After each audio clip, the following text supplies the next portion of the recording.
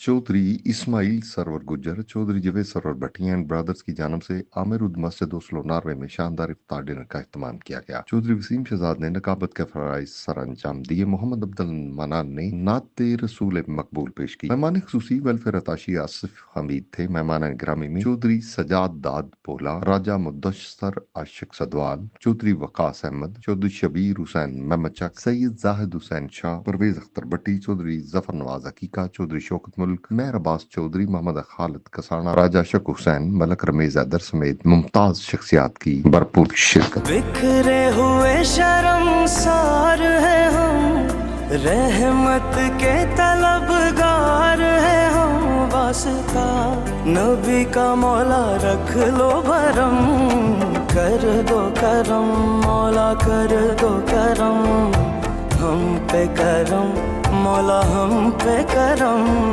कर दो करम अल्लाह कर दो करम, हम पे करम मौला हम पे करम।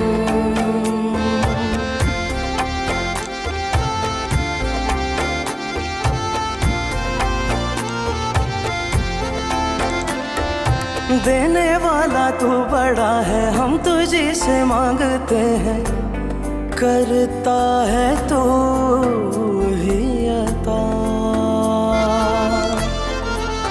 हाँ, मुश्किलों की कर कुशाई, गम से दे हमें रिहाई, इतनी सी है इल्तिजा।